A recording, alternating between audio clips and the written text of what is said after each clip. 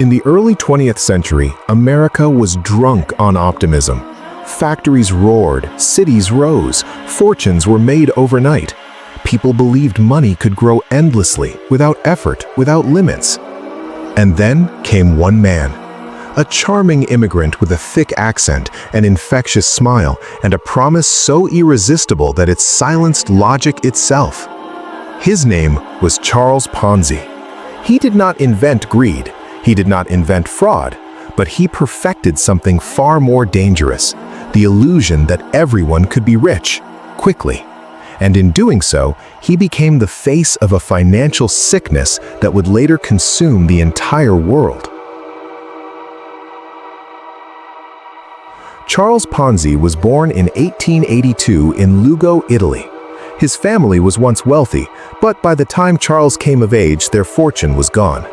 From an early age, he learned a dangerous lesson. Appearances matter more than reality. In 1903, with little money and grand dreams, Ponzi arrived in the United States. He washed dishes, he waited tables, he watched others succeed and burned with envy. Ponzi did not want to work his way up, he wanted everything at once. Ponzi's early years in America were marked by failure and desperation. He forged checks, he lied to banks, he ran small scams.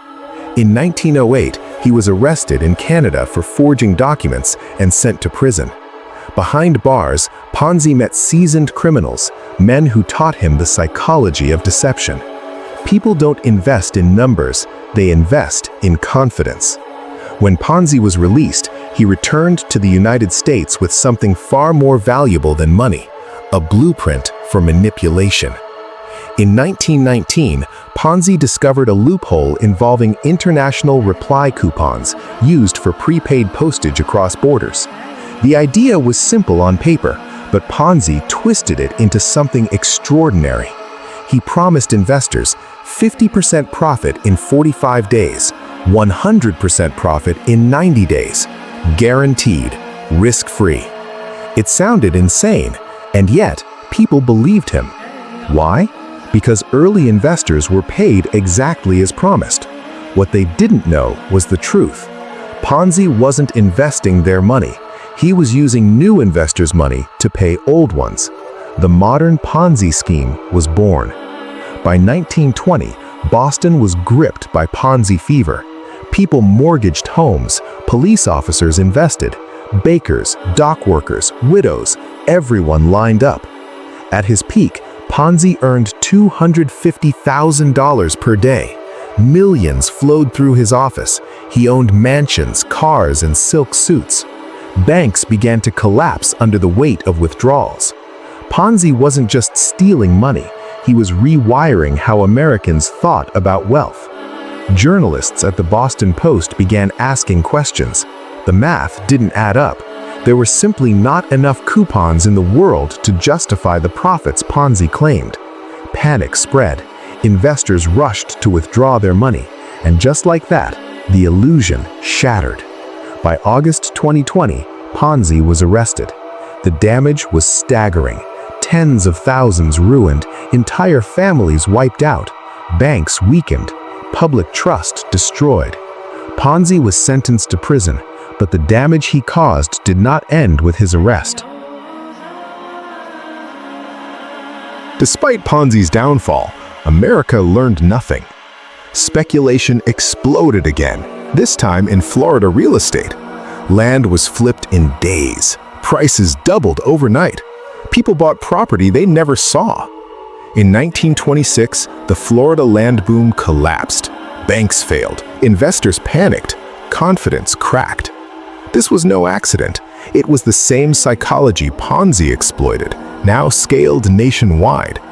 Charles Ponzi did not cause the Great Depression alone, but he proved something terrifying, that mass greed could override reason, that trust could be weaponized, that financial systems built on belief, not reality, will collapse. By 1929, Wall Street was running a Ponzi-like illusion of its own, buying stocks on margin, infinite optimism, no safeguards. When the crash came, the world fell into darkness. After prison, Ponzi was deported to Italy. He died poor, sick, and forgotten in 1949 in Brazil. His name, however, became immortal. Today, every financial fraud of this kind bears his name, a Ponzi scheme. Charles Ponzi was not a genius. He was a mirror, a reflection of what happens when greed replaces patience, trust replaces verification, hope replaces logic. The Great Depression did not begin in a single day. It began the moment people believed wealth could exist without work. And that belief, first proven dangerous by Charles Ponzi, still haunts the world today.